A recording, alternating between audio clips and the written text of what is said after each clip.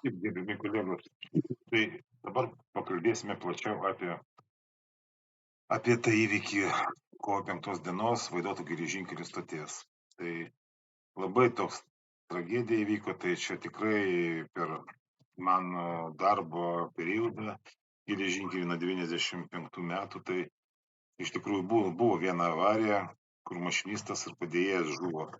kaip tik prie mano darbovietės. Vienas traukinys įsirėžė į stovintį traukinį ir vat abu darbuotojai žuvo. Bet čia buvo tikriausiai ir buvo 95 metai, aš tai pradėjau dirbti geležinkelį. Tai kas geležinkelį dirbo labai senai, tai prisimena tą atvejį. Bet 20 metų nebuvo tokių tragedijų, aišku, po vieną žmogų ten žusdavo, tai bet visgi vienas žmogus, ne du žmonės jau čia kaip, nu nežinau kaip pasakyti, kad daug dievė, kad tokiu atveju nebūtų daugiau. Pavyzdžiui, jeigu 3 žmonės, tai jau čia katastrofa, galima sakyti, bet iš tikrųjų žuvo 2 žmonės, tai čia yra tikrai baisi tragedija, kurios galėjo neįvykti, nes vadovybė tikrai padarė daug klaidų ir buvo sukritikuota tuo metu, buvo padaryta preskonferencija, aš su savo pavaduotoju buvo preskonferencija ir žurnalistai užduodavo klausimus, tai buvo tiesiog pakomentuota, man buvo griežta tokia kritika. Nebuvo aišku tiesiog pasakyta, bet buvo taip duota suprast, kad vos ne žmogžudystė padaryta tokia, aišku, netyčinė, bet vis tiek tokie veiksmai neatsakingi, ten sumažinant beveik visus darbuotojus, kad kam mokėti pinigus už tą sniego valymą, jeigu ten sniego praktiškai nebūna, tai vat, bet įvyko taip, kaip įvyko. Ir žuvo visiškai darbuotojai, kurie neturėtų. Vienas darbuotojas iš tikrųjų tai net neturėtų būti, jisai turėjo stebėti, nes buvo vairuotojas, o tik tai vienas darbuotojas turėjo, turėjo teisę tą sniegą valyti, bet kitas darbuotojas turėjo prižiūrėti. Bet įvyko taip, kad žmogus norėjo padėti tikriausiai, kad nes darbų mastai didelį ten, traukiniai negalėjo išvažiuoti tą dieną, tai reikėjo valyti tos iešmus ir tiesiog, žmonės pagalvojo, kad visgi kaip ir nieko neatsitiks, čia reikia skubiai daryti ir taip toliau, bet tas skubėjimas ir padarė savo darbą, žmonės žuvo. Tai va, tai tas ir neužsibaigė, aišku, nes po mano komentarų buvo ir laida, portalė 15 minučių ne laida, bet straipsnis išėjo su mano komentaru, su geležinkelio, tai ten tikrai buvo kritiškai parašyta. Buvo ir kitos profsąjungos įrašas, ten laida, ten irgi 15 minučių straipsnis. Aš kaip tik prieš rengiant šitą laidą pažiūrėjau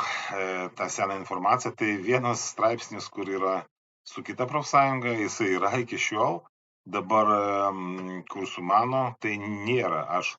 gerai, kad aš to laiku, ten nežinau, kai praėjo ten kažkiek tai laiko, aš padariau visą tą straipsnį, nukopijavau savo ir išsaugojau PDF formate tą visą laidą, tai aš šiandien ją, kam bus įdomu, įdėsiu komentaruose, bus galima paimti ten dokumentaciją, pavyzdžiui, tuos straipsnius įdėsiu, kurių dabar jau nėra. Yra teismų sprendimas 21 metais pasibaigė byla, kurią inicijavo geležinkelis. Tai irgi pridėsiu sprendimą, kam bus įdomu, nes maždaug apie 3 metus buvo, tai vyko teismai. Teismai labai norėjo mus sutaikyti. Tikrai geri teisėjai nagrinėjo tą bylą ir visgi geležinkelis nenorėjo taikytis. Ir priimtas sprendimas buvo ne geležinkelio naudai. Tai geležinkelis, aišku, čia buvo toks kaip ir psichologinis spaudimas mūsų profsąjungos, dėl to, kad iš dalies pavyko geležinkeliui tą pasiekti, nes beveik pusė tarybos narių pasitraukė iš profsąjungos, tuo metu, nežlugo profsąjunga, bet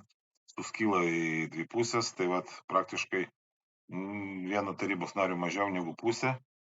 Jie tiesiog pabijojo, jiems buvo taip pasakyta, kad atsakomybė neša ir tarybos nariai, ne tik pirmininkas, nes geležinkelis reikalavo 10 000 eurų, kad aš paneigčiau tą informaciją. Aš negalėjau paneigti tiesos, tai tiesiog, net neturėdamas tokių pinigų,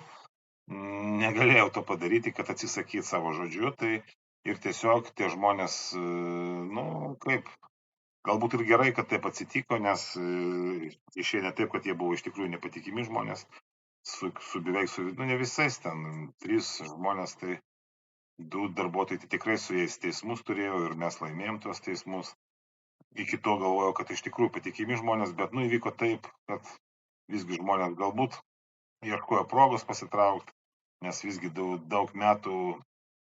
tokio įtampo, nes iš tikrųjų su mūsų profsąjunga nieks nebendradarbiavo, buvo vien teismai, tai aš galiu suprast psichologiškai, kad žmonės irgi stresavo ir tiesiog, buvo galbūt proga pasitraukti, tai jie tiesiog pasitraukė ir liko mūsų profsąjunga, kaip sakyt, sumažėjusi, bet kitais metais ateina nauji nariai atėjo ir tiesiog buvo procesai, tai vat 3 metų bėgyje šita byla buvo išspręsta, tikrai labai geri yra ten ir teismo pasisakymai apie kritiką, kad tokia stambi įmonė kaip Geležinkelis turi būti stipri kritikai ir profsąjunga, to labiau, kad yra profsąjunga, kuri tikrai gali kritikuoti ir jau apie tai turbūt jau ne vienam sprendime buvo pasisakyta, tiesiog buvo pacituoti ir galbūt kitų sprendimų. Tai vieno žodžio tikrai mes tą ginčą laimėjom ir va šitas dalykas, tai tikrai galima, jisai kaip, kurie dirbo Geležinkelį, tai tikrai žinau, mūsų žmonės, kurie domėjosi, tai apie tą sprendimą žinojo, bet aišku, jisai nebuvo taip kažkaip tai labai jau garsiai paviešintas, tai tiesiog kam bus įdomu, tai vat aš irgi paliksiu komentaruose, iš kur galima bus pasiimti tą sprendimą, tiesiog paskaityti, kas iš Geležinkelių galbūt kam įdomu, tai galės tiesiog, kas nematė, pamatyti tą dalyką, kurie galbūt bus ir ne tik iš Geležinkelio, tai tiesiog irgi galės pamatyti tą sprendimą. Bet ką aš noriu akcentuoti, tai vat mūsų kanalas, aš kaip šitą dalį, tai apie tą avariją aišku kalbu, bet trumpai pasakysiu, kad tikrai bus labai daug įdėta informacijos ir patarimų, kaip dirbti saugiai, kad vat nebūtų tokių dalykų, kad žmonės turi suprast, kad jie ateina į darbą ne tam, kad tiesiog gyvenimas nutrūktų. Jie išeina iš namų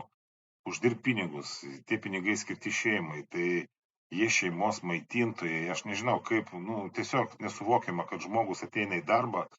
ir ten nežinau, nesulaukus darbo pabaigos ar iš ryto ar per pietus skambina kas nors iš vadovybės, pavyzdžiui, ten šeimai, ten mamai arba ten žmonai, arba ten jeigu moteris, tai vyrui ar ten tėvam, kad ten tai vyko toks įvykis, žuvo jūsų ten, kaip sakyt, giminaitis, ar ten dukra, jeigu ten mama, tai arba tintojas, tai tiesiog, baisu apie tai kalbėti, bet mes vis tiek apie tai privalom kalbėti, kad niekas neturi darbe, kaip sakyt, darbdavys visada nori, kad padarytų būtų daugiau darbų.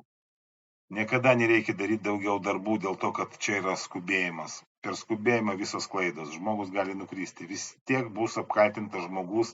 kad jisai neturėjo to daryti, pasirašyti visi dokumentai, jisai turėjo žinot, kad saugiai dirbti negalima skubėti, bet nuolat tai prašo ir darbuotojas aišku, ne iš blogos valios nori, kad to kad tiesiog darbdavys būtų patenkintas, tai galvoja, nieko tokio, aš čia gal kaip nors greitai padarysiu, bet tas ir įvyksta, kada žmonės iš tikrųjų yra sužaloti, tai šitų dalykų mes tikrai nedaleisim, aiškinsim visiems ir saugos sveikatos įstatymą ir visos su darbo sauga susijusios normas, galbūt pasikeitimus, tai tikrai bus daug informacijos šitą temą, tai komentaruose, jeigu jūs rašysit, tai bandysim atsakyti, siūlysit temos, tai psichologinis smurtas vienas iš dabar tokį trendas, visi rašo į komisijos, kad psichologiškai smurtauja, nieks įrodymų neturi, labai sudėtinga kategorija, tai tikrai mes apie ją kalbėsim, esu vieną teismą laimėjęs psichologinio smurto 25 metais, tai tikrai galėsiu padaryti ir apžvalgą šito 30 straipsnio apžvalgą tikrai būtinai darysime, nes daug kas nesupranta, kokius veiksmus reikia imtis ir taip toliau. Tai kolegos, tikriausiai šiandien būtų tiek. Daugiau informacijos jau vis tiek jau matysit, kada išeis laida, tai tiesiog bus